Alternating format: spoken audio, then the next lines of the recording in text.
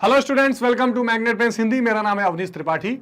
तो भूगोल की शुरुआत व्यवहारिक रूप से हम कर चुके हैं। जो सबसे महत्वपूर्ण पार्ट और सबसे पहला पार्ट भूगोल में है वो है मानव भूगोल, प्रकृति और विषय क्षेत्र। इस महत्वपूर्ण पार्ट के आज इंट्रोडक्शन के पार्ट को देखेंगे कि मानव भूगोल है क्या, मानव भूगोल का विषय क्षेत्र कहां तक है और मानव भूगोल की क्या उपयोगिता पूरे हमारे इस डिसिप्लिन में और पूरे भूगोल के संदर्भ में है। इससे पहले कि हमें चैप्टर इंपॉर्टेंट स्टार्ट करें, आपको पता है स्टूडेंट्स की मैग्नेट पेन्स हिंदी आपके लिए लेकर आया है कक्षा 6 से 12वीं तक के लिए बिल्कुल निःशुल्क शिक्षा हिंदी माध्यम में। आप किसी भी स्टेट बोर्ड से पढ़ाई कर रहे हो, स्टेट बोर्ड यानी कि Chhattisgarh board, Madhya Pradesh board, Bihar board, Uttar Pradesh board, Rajasthan board, Maharashtra board, किसी भी स्टेट बोर्ड से आप पढ़ाई कर रहे हो या तो सीबीएसई बोर्ड से पढ़ाई कर रहे हो, कक्षा 6 से 12 तक के सभी विषयों की बिल्कुल निःशुल्क शिक्षा आपको कहां मिलेगी? मैग्नेट पेन्स हिंदी पर मिलेगी। आपको कोई पेड सब्सक्रिप्शन नहीं लेना है, कोई पैसा नहीं भरना है, फ्री ऑफ कॉस्ट अपनी पढ़ाई आप कर सकते हैं। इसी इंफॉर्मेशन के साथ शुरू करते हैं। सबसे पहला भूगोल का चैप्टर मानव भूगोल, और उसमें आज सबसे इंपॉर्टेंट परिचय और उसकी परिभाषा को देखेंगे कि मानव भूगोल क्या है और उसके विषय क्षेत्र क्या है। अब देखिए, सबसे इंपॉर्टेंट बात यह है कि जो भूगोल की पूरी संकल्पना है, जो जियोग्राफी आप समझते हैं, वो मुख्यतः दो शाखाओं में बांटी गई है। एक तो शाखा उसकी है जो सिंपल तरीके से, आसान तरीके से आपको भौगोलिक स्थितियों के बारे में बता देती है कि कहां पर पहाड़ हैं, कहां नदियां हैं, कहां झील हैं, कहां की जलवायु कैसे है, कहां की मिट्टी कैसी है, उसके मिट्टी होने, उस तरह के मिट्टी होने का कारण क्या है, क्या कोई वॉल्केनिक कारण है या कोई समय से होने वाले परिवर्तनों का कारण है, उस मिट्टी के अनुसार खेती कैसे की जा सकती है। ये सारी चीजें भौतिक भूगोल का आप पार्ट देखते हैं। खेती तो खैर थोड़ा मानव भूगोल में आ जाएगी, लेकिन भौतिक जो स्थितियां हैं, जो फिजिकल कंडीशंस हैं इकोनॉमी पूरे ज्योग्राफी की, वो कौन बता देता है? भौतिक भूगोल। इसलिए इसको अंग्रेजी में कहते हैं, इसको अंग्रेजी में क्या कहते हैं स्टूडेंट्स? बहुत इंपॉर्टेंट पार्ट है, इसको अंग्रेजी में कहते हैं फिजिकल जियोग्राफी।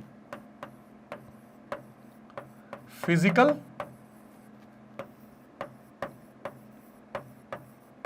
जियोग्राफी, ठीक।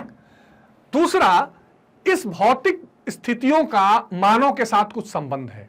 यानी जो हमारी पूरी पृथ्वी है, ये पूरी पृथ्वी एक माना जाता है कि मानव के लिए घर या आवास का काम करती है। मानव इसको मदर नेचर यानी कि मात्र जो प्रकृति है उसको माता के रूप में देखता है, क्योंकि इसका भरण पोषण और पूरा पर्यावरण इसी प्रकृति से मिलता है। तो जाहिर सी बात है कि मानव का इस प्रकृति के साथ, इस पर्यावरण के साथ एक अंतर संबंध है। इस अंतर संबंध को जब हम अध्ययन उसका जब करते हैं, यह अंतर संबंध बहुत ही विस्तृत है। कृषि पर, जनसंख्या के आधार पर, समाज के अर्थशास्त्र पर, राजनीति के आधार पर, हर तरह से उसकी चर्चा हम आगे के और टॉपिक्स में करेंगे। ये जो अंतर संबंध है, इनका जब अध्ययन किया जाता है तो वो हिस्सा बन जाता है मानव भूगोल, जिसको कहते हैं ह्यूमन जियोग्राफी। ह्यूमन जियोग्राफी, ठीक है, बहुत महत्वपूर्ण बात। यानी एक है भौतिक भूगोल फिजिकल जियोग्राफी, एक है मानव भूगोल ह्यूमन जियोग्राफी। और जो हमें 11th क्लास में तो आपने डिटेल में ह्यूमन ज्योग्राफी के अलावा भौतिक भूगोल या जो फिजिकल ज्योग्राफी उसको देखा हुआ है, लेकिन जो हम ह्यूमन ज्योग्राफी है, जो आपका मानव भूगोल है, उसको डिटेल में हम इस चैप्टर में देखेंगे, जो आपके 12th क्लास की शुरुआत होती है कि भाई मानव भूगोल क्या है। जो वहां पर जो पर्यावरणीय परिस्थितियां हैं, जो प्राकृतिक रूप से पाई जाने वाली भू संपत्ति या भूधराएं हैं, प्राकृतिक रूप से पाई जाने वाली नदी, नहरें, झील, रेगिस्तान या पर्वतीय क्षेत्र हैं, उस पर रहने वाले लोगों का उसमें क्या संबंध है प्रकृति से, कैसा वो रिएक्ट करते हैं, कैसे अपनी, जिसको कहते हैं ना एक्शन का रिएक्शन, या परिस्थिति का वो रिएक्शन किस प्रकार देते हैं, एडॉप्ट कैसे करते हैं, ये सारी चीजें हम मानव ज्योग्राफी में पढ़ते हैं। एक और इंपॉर्टेंट बात इस चैप्टर को शुरू करने से पहले वो ये है, इस टॉपिक को समझने से पहले, कि ये जो मानव भूगोल है, ये अपने आप में कई तरह के और विषयों को समाहित किए हुए है। इसमें आप अर्थशास्त्र का भी समागम देखेंगे, समाज शास्त्र का भी देखेंगे, राजनीति शास्त्र का भी देखेंगे, नियोजन यानी प्लानिंग को भी देखेंगे, जो जनांकिकी है उसको भी देखेंगे, या ये जितने सारे फैक्टर या विषय जो अलग अलग तौर पर उभरे समय समय पर, अलग अलग जो समाज शास्त्रों ने, फिलोसोफर्स यानी दार्शनिकों ने या भूगोल जानकारों ने जो समय समय पर इसकी रचना की, जो इसको विस्तृत किया, ये सारी चीजें मानव भूगोल के अंदर आती हैं। यानी मानव के हर क्रियाकलापों का जो अध्ययन है, क्योंकि मानव का हर क्रियाकलाप उसके पर्यावरण से तो संबंधित होगा ही, और ये अंतर संबंध जब आप देखते हैं तो वो मानव भूगोल यानी कि ह्यूमन ज्योग्राफी का पार्ट बन जाता है, जिसको हमको समझना है कि आखिर में ये ह्यूमन ज्योग्राफी है क्या। ठीक है, क्लियर है? कोई कंसेप्ट, कोई प्रॉब्लम तो आप जरूर हमको बताइए कमेंट सेक्शन में। अब देखिए, मानव भूगोल को समझने के लिए समझना जरूरी है कि पूरी दुनिया में, या आप कह सकते हैं कि पृथ्वी पर भी दो तरीके की चीजें आपको मुख्य रूप से दिखाई देंगी, दो घटक या दो कंसेप्ट है वो दिखाई देंगे। एक प्रकृति यानी जो नेचर है, ठीक, क्या दिखाई देगा? एक प्रकृति यानी कि जो नेचर, ठीक, और दूसरा दिखाई देगा ह्यूमन यानी मानव।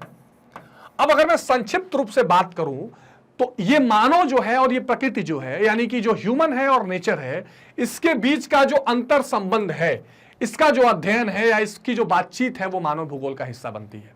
आ रही है बात समझ में? देखिए, अब इस प्रकृति जो है वो भौतिक वातावरण के रूप में है और मानव एक क्रियाशील प्राणी के रूप में है। ये भी बात इंपॉर्टेंट है। ये जो पूरा ये नेचर है, ये क्या है? ये फिजिकल इन्वायरमेंट के रूप में है। किस रूप में? फिजिकल इन्वायरमेंट, जो आपको चारों तरफ दिखाई दे रहा है। और जो मानव है वो क्या है? वो एक क्रियाशील प्राणी है, एक्टिव प्राणी है। अब ये जो आप कह सकते हैं कि जो पूरा ये भौतिक वातावरण है, इसमें मनुष्य कुछ ना कुछ हरकत करता है, क्योंकि उसको अपना जीवन यापन करना है। वो खेती करेगा, वो व्यवसाय करेगा, वो अर्थशास्त्र को, आर्थिक गतिविधियों को जन्म देगा, सामाजिक और सांस्कृतिक इंपॉर्टेंट कल्चरल गतिविधियों को, रीति रिवाजों को, मान्यताओं को, पहनावा, बोलचाल, भाषा, खान पान, हर चीज को जन्म देगा। और ये पर्यावरण पर उसका पूरा प्रभाव पड़ेगा और पर्यावरण का भी इन गतिविधियों पर पूरा प्रभाव पड़ेगा। अब ये जो प्रभाव एक दूसरे पर पड़ रहा है, इसी प्रभाव की चर्चा हम किस में करते हैं? मानव भूगोल में करते हैं। आगे हम दूसरे कंसेप्ट में देखेंगे कि कैसे इसमें प्रकृति का मानवीकरण हो जाता है और मानव का प्रकृतिकरण हो जाता है। ठीक, तो इन प्रभावों को उस चर्चा में हम देखेंगे। भौतिक भूगोल में हम भौतिक पर्यावरण की चर्चा करते हैं, जिसको हम क्या कहते हैं? Physical environment. जबकि मानव भूगोल में मानव और भौतिक वातावरण के मध्य जो संबंध है उसका अध्ययन किया जाता है। बहुत इंपॉर्टेंट बात है। जब हम भौतिक भूगोल की बात करते हैं तो उसमें भौतिक वातावरण को देखते हैं, जो फिजिकल वातावरण है, जैसे नहरें, नदियां, तालाब, समुद्र, है ना, जो महाद्वीप हैं, जो जलवायु है, जो मिट्टी है, ये सारी चीजें हम भौतिक भूगोल में देखते हैं। लेकिन जब मानव भूगोल देखते हैं तो इस भौतिक वातावरण यानी फिजिकल इन्वायरमेंट और मानव के बीच का जो संबंध है उसको हम स्टडी करते हैं। बिल्कुल सीधी सपाट बात है। ठीक है, समझ में आ रही होगी, कहीं कोई कंफ्यूजन नहीं होगी। तो ये इंपॉर्टेंट चीज आप ध्यान रखेंगे इंट्रोडक्शन पार्ट में। अच्छा, अब देखिए एक बहुत इंपॉर्टेंट डेफिनेशन आती है, लिविंगस्टोन की डेफिनेशन, और इसके साथ रोजर्स एन ने, इन्होंने क्या कहा? इसने दो तीन चीजें इसमें इंक्लूड की हैं। इन दोनों तीनों चीजों को हम तोड़ के अगर देखें तो बहुत आसानी से समझ सकते हैं कि मानव भूगोल क्या है। इसमें क्या है? भौतिक अथवा जो प्राकृतिक एवं मानवीय जगत के बीच का संबंध है, बहुत महत्वपूर्ण। एक तरफ नेचुरल या प्रकृति है, दूसरे तरफ मानवीय जीवन है। इस मानवीय जीवन के अंतर को, मतलब को आप समझ लीजिएगा। मानवीय जीवन का मतलब क्या? व्यवसाय, कृषि, संस्कृति, समाज, चिकित्सा, क्रियाकलाप, ये सारी चीजें मानवीय जीवन है या मानवीय जगत है। और इसके साथ प्रकृति का जो संबंध है वो क्या कहलाएगा? मानव भूगोल कहलाएगा। और क्या बताए हैं? मानवीय घटनाओं का स्थानिक वितरण और उनके घटित होने के कारण, बहुत महत्वपूर्ण बात। मानवीय घटनाएं क्या है? जैसे मान लीजिए कि मानव कृषि कर रहा है, उद्योग लगा रहा है, इनका स्थानीय होने का कारण क्या है? किस जगह पर ये कैसे पाए जा रहे हैं, इसका क्या रीजन है? जैसे मान लीजिए कि हिमाचल प्रदेश और जम्मू कश्मीर में सेब क्यों उगाया जाएगा? कुछ कारण होगा। गुजरात, महाराष्ट्र के क्षेत्रों में कपास की खेती क्यों की जाएगी? कुछ कारण होगा। इन कारणों का जो अध्ययन है, ये जो दिखाई दे रहे हैं क्रियाकलाप और इनका जो अध्ययन है, ये मानव भूगोल का कारण है। विश्व के विभिन्न भागों में सामाजिक और आर्थिक विभिन्नताओं का अध्ययन, बहुत इंपॉर्टेंट बात। पूरी दुनिया 7 महाद्वीपों में बटी है। अब इन 7 महाद्वीपों में जो लोग रह रहे हैं उनकी संस्कृति अलग है, सामाजिक परिवेश अलग है, वेशभूषा अलग है, बोलचाल अलग है, बातचीत अलग, सब कुछ अलग है। तो सांस्कृतिक विविधता है। दूसरा, आर्थिक विविधता भी है। कोई देश है जो बहुत अमीर है, कोई देश है जो बहुत गरीब है। तो क्या वहां प्राकृतिक संसाधन यानी नेचुरल रिसोर्सेज की कोई अंतर है क्या उसका कोई प्रभाव उनके अमीरी गरीबी पर है? बिल्कुल है, देखा जाता है। तो पूरी दुनिया भर में जो हम देखते हैं कि आर्थिक रूप से और सामाजिक रूप से एक परिवर्तन दिखाई पड़ता है या अंतर दिखाई पड़ता है, इसका जब हम अध्ययन करते हैं कि भाई क्या कारण है, वहां के पर्यावरण पर इन परिस्थितियों का क्या प्रभाव है, गरीबी है तो क्यों है, इसका क्या वहां के पर्यावरण या भूगोल से कोई संबंध है उसका। अब मान लीजिए कोई ऐसा क्षेत्र जहां पानी ही नहीं है, तो पानी नहीं है तो वहां कोई उद्योग कैसे लगेगा, वहां लोग कैसे सर्वाइव करेंगे, वहां हर चीज में पिछड़ापन रहेगा। तो ये सारी चीजें हम किस में चर्चा करते हैं? मानव भूगोल का में चर्चा करते हैं। ये बहुत ही महत्वपूर्ण डेफिनेशन है, इसको आप जरूर ध्यान रखेंगे। ठीक है, अच्छा अब देखिए, अगर परिभाषा की बात करें तो सबसे महत्वपूर्ण बात रेटजेल का भी आता है। रेटजेल कौन है? फ्रेडरिक रेटजेल भूगोलवेत्ता थे और इनको क्या माना जाता है? मानव भूगोल का जनक। जरूर ध्यान रखेंगे, मानव भूगोल का जनक, ये क्वेश्चन पूछा जाता है अक्सर, ठीक है, ठीक है जी, यानी फादर ऑफ ह्यूमन ज्योग्राफी। तो 19वीं शताब्दी के अंतिम चरण में जर्मनी के प्रख्यात भूगोलवेत्ता रेटजेल को मानव भूगोल का जन्मदाता कहा जाता है। ये मैंने बार बार और रिपीट किया ताकि आपको चीजें ठीक से ध्यान में आ जाए। और आइए कुछ परिभाषाओं की चर्चा करते हैं। तो 1882 में इन्होंने एक बहुत महत्वपूर्ण पुस्तक लिखी, उसको कहते हैं एंथ्रोपो ज्योग्राफी। ये क्वेश्चन पूछा जाता है बार बार कि एंथ्रोपो ज्योग्राफी किसकी किताब है, या रेटजेल ने कौन सी किताब लिखी। और उसमें मानव के कार्यकलापों के अध्ययन को प्रमुखता दी। उन्होंने कहा कि मानव भूगोल के दृश्य सर्वत्र वातावरण से संबंध है जो भौतिक दशाओं का योग होता है। बहुत इंपॉर्टेंट बात है। उन्होंने कहा कि जो आपका फिजिकल इन्वायरमेंट है उसका जो एग्रीगेट अगर आप कर दीजिए, सबको जोड़ दीजिए, और उसमें जो मानव जिस तरह रिस्पॉन्स कर रहा है या जो मानव का क्रियाकलाप है, ये सब कुछ मिलकर ही मानव भूगोल को जन्म देता है। दोबारा समझिए, उन्होंने कहा कि जो आपका फिजिकल वातावरण है या जो आप फिजिकल इन्वायरमेंट है, इसमें जो चीजें दिखाई आपको दे रही हैं, जैसी नदी, जैसी हवा, जैसा जल, जैसा स्थान, जैसी जमीन, ये सारी चीजें होंगी, उसी हिसाब से मानव वहां पर रहेगा। और मानव जिस तरह के क्रियाकलाप करेगा, उन सबको मिला के हम क्या कहते हैं, ह्यूमन ज्योग्राफी का या मानव भूगोल का जन्म होता है। रेटजेल एक बहुत प्रमुख नाम है, इसको आप जरूर ध्यान रखेंगे। रेटजेल की शिष्या जिनका नाम था ईसी सैम्पुल, देखिए महत्वपूर्ण नाम है ये, इनका फिगर देख सकते हैं आप।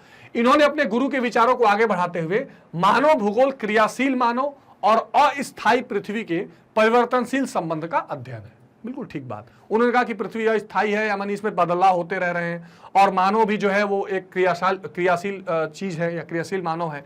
इनके बीच का जो संबंध है वो मानव भूगोल की चर्चा करेगा। Human geography is the study of changing relationship. ये ध्यान रखिए, मानव, उसके अलावा प्रकृतिशील वातावरण या प्रकृति और इनके बीच बदलते संबंध, इनकी चर्चा या इनका अध्ययन जो है वो मानव भूगोल का कहलाता है। क्योंकि संबंध भी बदलते रहते हैं समय समय पर। कभी कभी प्रकृति का मानवीकरण हो जाता है, यानी हर लोग प्रकृति के अनुसार नहीं चल के प्रकृति को अपने अनुसार चलाने लगते हैं, और कभी कभी प्रकृति क्या करती है, खुद लोगों को अपने अंडर में ले लेती है। तो ये बदलाव होते रहते हैं, ये संबंध चेंज होते रहते हैं। इसकी डिटेल चर्चा हम आगे के टॉपिक्स में भी करेंगे। और आगे क्या आपको डेफिनेशंस मिलते हैं कि मानव भूगोल पृथ्वी और मानव के पारस्परिक संबंधों को एक नई संकल्पना देता है। वह पृथ्वी को नियंत्रित करने वाले भौतिक नियम तथा पृथ्वी पर निवास करने वाले जीवों के पारस्परिक अंतर संबंधों का संश्लेषात्मक ज्ञान यानी सिंथेसाइज्ड नॉलेज है। कि पृथ्वी पर जो इन्वायरमेंट है, यानी पृथ्वी को नियंत्रित करने वाले जो भौतिक नियम है, दिन होगा, रात होगी, गर्मी होगी, बरसात होगी, सीजन्स हैं, ठंडा है, गर्म है, ये भौतिक नियम है।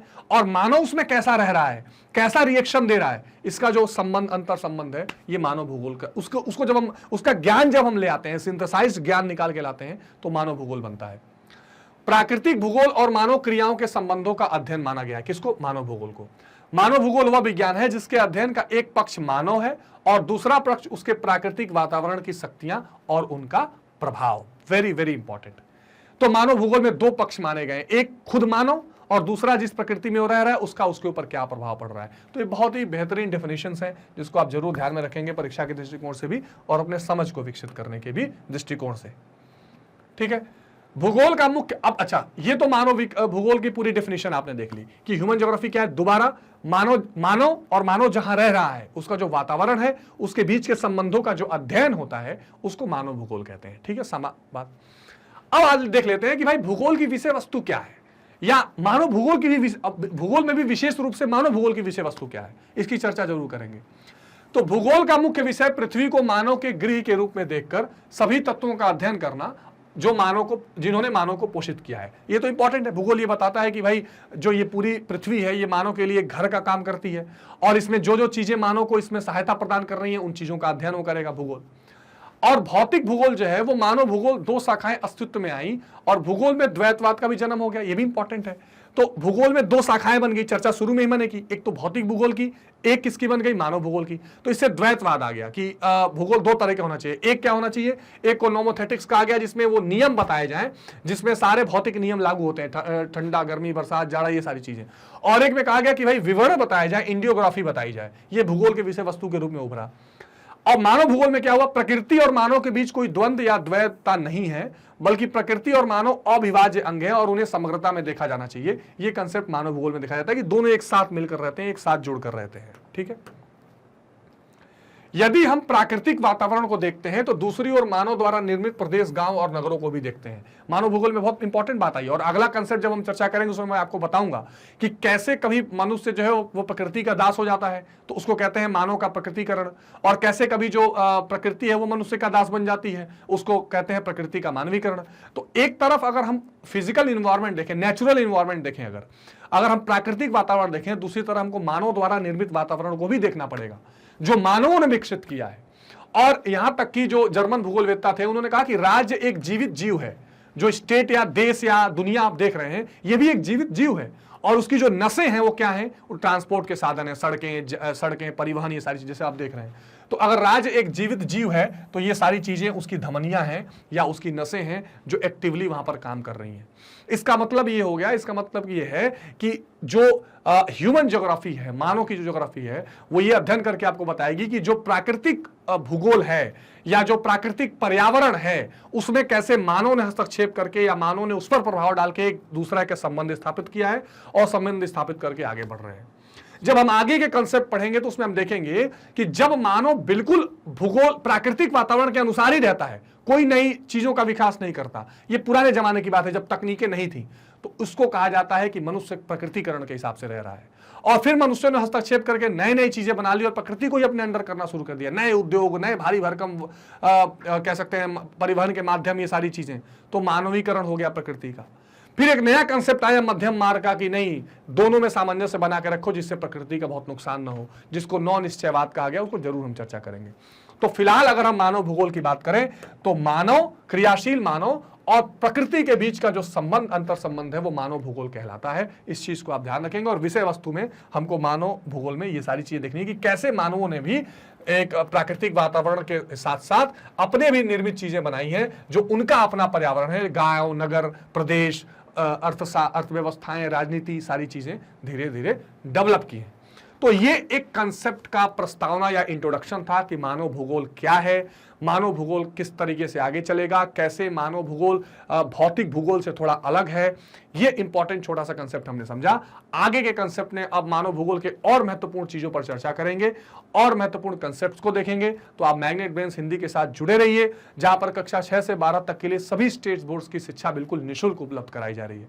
कोई पेड सब्सक्रिप्शन लेकर आपको पढ़ाई नहीं करनी है, केवल आपको क्या करना है, लाइक, शेयर और सब्सक्राइब करना है। कमेंट सेक्शन में जरूर बताइए कोई कंफ्यूजन हो, कोई कंसेप्ट में आपको दिक्कत हो, तो उसको हम जरूर डील करें। मिलते हैं अगले वीडियो में, तब तक आप अपना बहुत ध्यान रखिए।